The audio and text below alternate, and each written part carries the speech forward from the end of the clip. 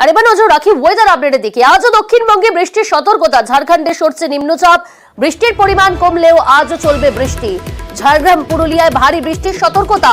দক্ষিণবঙ্গের বাকি জেলায় হালকা থেকে মাঝারি বৃষ্টি। কাল থেকেই আবহাওয়ার উন্নতি।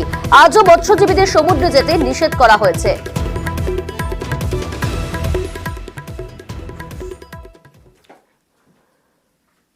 শুক্রবার থেকে টানা বৃষ্টিতে বিপত্তি। টানা ভারী বৃষ্টিতেই বাড়ছে নদীর জল। ঝুমি নদীর জলেই ভাসছে ঘাটালের বিস্তীর্ণ এলাকা।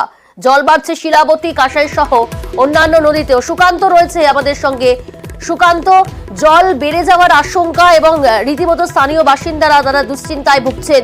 কি পরিস্থিতি এই মুহূর্তে? প্রশাসনের তরফ থেকে কি ব্যবস্থা নেওয়া হয়েছে?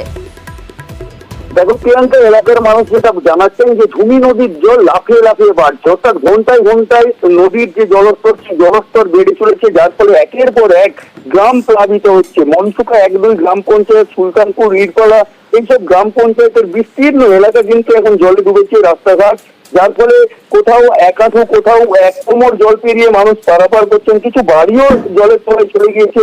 এক কথায় জলবন্দী হয়ে পড়ছেন এলাকার মানুষ। তাদের পানীয় জলের সংকট দেখা দিয়েছে। কারণ মহকুমা শাসক ঘাটালের সুমন বিশ্বাস ওনার সাথে যোগাযোগ করছেন। উনি অবশ্য পরিষ্কার জানিয়েছেন যে আরো কিছুটা জল বাড়বে এবং এখনো দুর্যোগ কাটেনি, তাই দুশ্চিন্তা আরো বাড়াচ্ছে ঘাটালের এই মনসুকা এলাকার মানুষদের। তারা পুজোর আগে এই যে জল বাড়া, যার ফলে চরম সমস্যায় পড়েছেন তারা, এবং তার সাথে কৃষি জমিও ব্যাপক জলের তলায় চলে গিয়েছে। কিন্তু প্রশাসন সর্বদিন নজর রেখেছেন। জলস্তর ঘাটাল প্রত্যেকটি নদীতেই কিন্তু বেড়ে চলেছে। প্রিয়াঙ্কা, ধন্যবাদ সুকান্ত।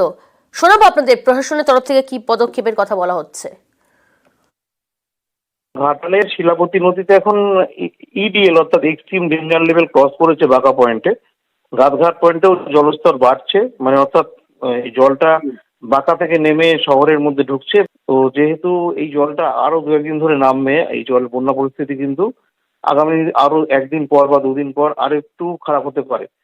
আমাদের প্রশাসন প্রস্তুত আছে, সব লেভেলে ঝুমির জলও বাড়ছে চারিদিকে। কংসাবতী, ওলকাশি, সবার নদীতেই জল বাড়ছে। প্রশাসন আমরা প্রস্তুত আছি। রিলিফ ক্যাম্প খোলা হয়েছে, সেখানে মানুষজন প্রবেশ করছে। অনেক জায়গাতেই পাওয়ার কাট করতে হয়েছে।